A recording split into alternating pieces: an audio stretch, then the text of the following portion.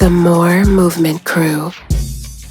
So you are an avid book reader too, like you. That is a new.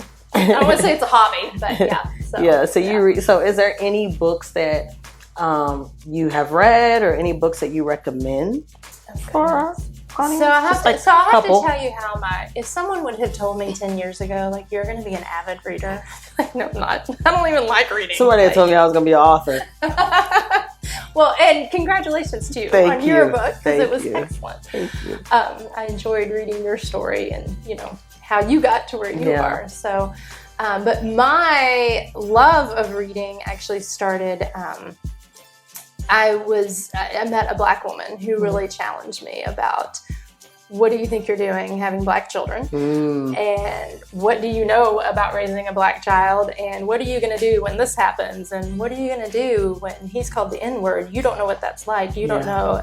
And so I walked away from that conversation, because the first time I met her, that was an hour that she pretty much peppered me with questions. She knows who she is, because she and I are really, really good friends. And I will forever be grateful for her, because she challenged me.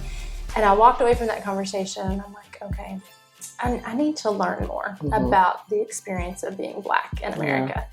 And honestly, at the time, we weren't in a Black church. I didn't have Black friends. And so I'm like, okay, I guess I'll read some books. So I probably the first book that I ever read was Benjamin Watson's Under Our Skin. Getting Real About Race, I think is the subtitle. And it's a great book to start with.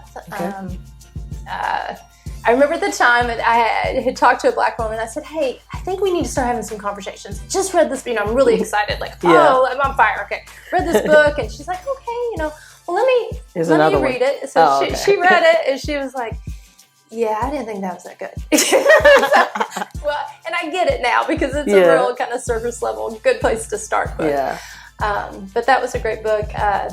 Tears We Cannot Stop by Eric Dyson was a great book. I found it interesting, that he's a preacher, and then some of his language choice. I found it real. Like, that was real to me.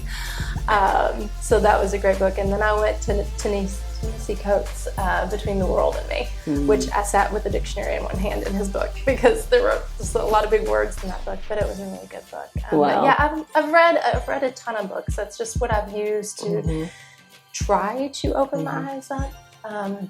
But another Black female author is Austin Channing Brown.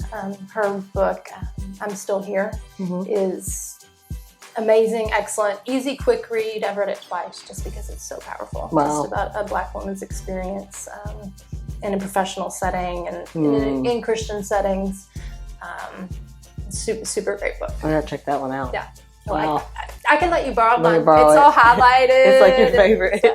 It's great. She's awesome. I knew you had some recommendations. I will put the links to those books in the video below, just in case somebody wants to read it. But I think that the fact that that Black woman has challenged you, and you have really stepped up to make sure that you kind of rise to the occasion and figure out all that you need to know, I think is the most important part.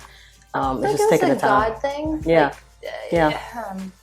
I don't know. I don't know why I didn't become defensive. But I accepted what she had to say, and then, like I said, we've reconnected. And actually, I just saw her last night. She's a really good friend. And I really have appreciated the influence that she has had on my life. If she wouldn't, my children should forever be indebted to her as well. If she wouldn't have challenged me, we probably wouldn't be where we are. That's great. I mean, and I feel like she, just like you feel like it was a God thing for her, it felt like she probably felt like it was part of her purpose to really equip people that have African American children to really know what that is, what that requires. So I think that's important. I think sometimes our family can be an anomaly to people. Like, to me, it's my family. These are my children. You don't say anything different. We're also connected with other transracial adoptive families, so it doesn't necessarily seem that unique to me. But then when I talk to other people, I realize, this is somewhat of a unique thing.